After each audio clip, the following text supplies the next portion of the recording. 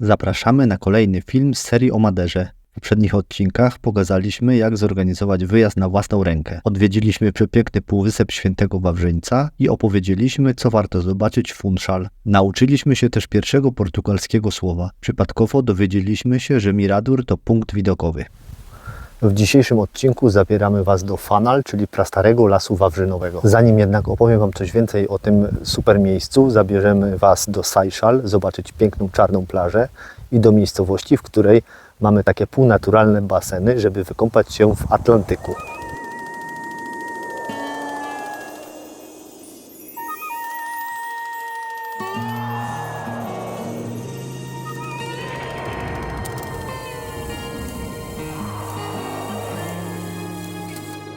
Zaraz przed wjazdem do miasteczka Seixal zatrzymaliśmy się na punkcie widokowym Mirador do Véu da Noiva. Jest tam bardzo fajna platforma widokowa, z której podziwiać można klify, wodospad, błękitny ocean, no i w oddali miejscowość ulokowaną na zboczach schodzących do wody.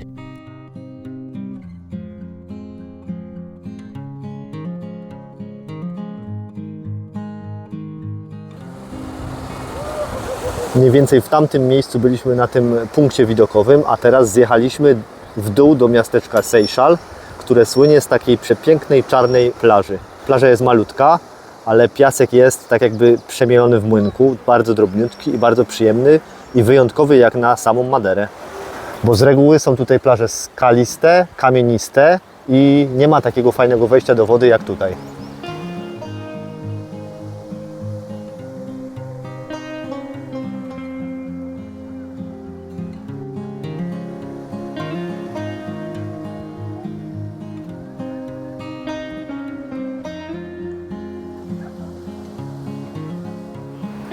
I co, jaka woda? Mamy tutaj zrobione też takie półnaturalne baseny. Sonia była właśnie sprawdzić wodę, ale mówi, że jest zimniejsza niż w otwartym oceanie. Jest to bardzo ładne, małe miasteczko. Mają tutaj ze 2 bary, 1 sklep, paru mieszkańców i całą masę turystów. Fajna woda. Fajna woda? No. A, bo Senka była, dotykała samego oceanu i fajne, tak? Fajna Cieplutka? plaża. Ciepła, przyjemna. Super. Popływałabym. Największym urokiem jest tutaj oczywiście ta czarna plaża. No i ten basen tutaj półnaturalny, ale niestety woda zimna.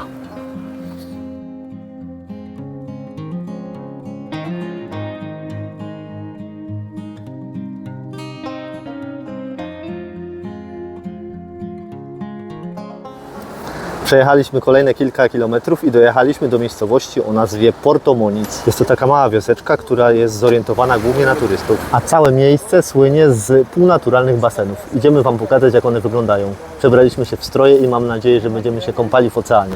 Tak wygląda tutaj wejście do wody, do tych naturalnych basenów. I patrzcie, są tutaj porobione takie mostki, gdzie można przejść ponad tą wodą i przejść tam głębiej. Mamy tutaj pomiędzy tymi wszystkimi skałami porobione takie betonowe chodniczki i chodzimy sobie wokół tych basenów, ale póki co Sonia sprawdziła nogą, jaka jest temperatura wody, jest dość zimna. Ta cała woda jest tutaj taka wielopoziomowa, bo tutaj jest poziom tego basenu.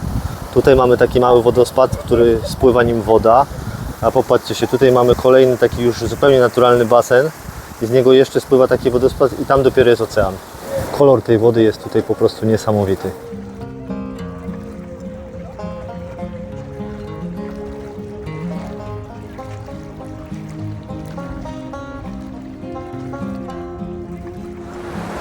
My z Sonią zawzięliśmy się i się wykąpaliśmy w tych basenach, ale woda była tak zimna, że starczyło nam siły tylko na przepłynięcie po prostu 10 metrów i musieliśmy wychodzić. Ale jak się wyjdzie z takiej zimnej wody, to uczucie jest niesamowite, tak przyjemnie, tak po prostu relaksacyjne to jest, tak człowiek się wychodzi wypoczęty, że super. Polecamy wszystkim wykąpać się, pomimo tego, że woda jest zimna. Taki najlepszy widok jest w miejscowości Porto Moniz. Za Sonią tam w tle widać te naturalne baseny. Przeszliśmy kilkaset metrów nad morską promenadą i doszliśmy do kolejnych naturalnych basenów, które uznawane są za jedne z najpiękniejszych oceanicznych basenów na świecie. Co ciekawe, wstęp jest za darmo i warto zatrzymać się tutaj na dłużej.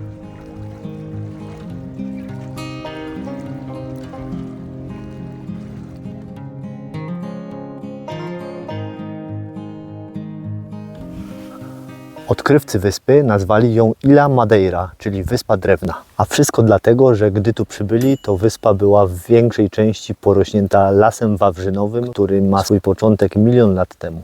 Las wawrzynowy to inaczej las laurowy, czyli wiecznie zielony las, który porasta z zbocza maderskie. To, że te drzewa przetrwały do dzisiaj, można uznać za cud, bo przetrwały zlodowacenie.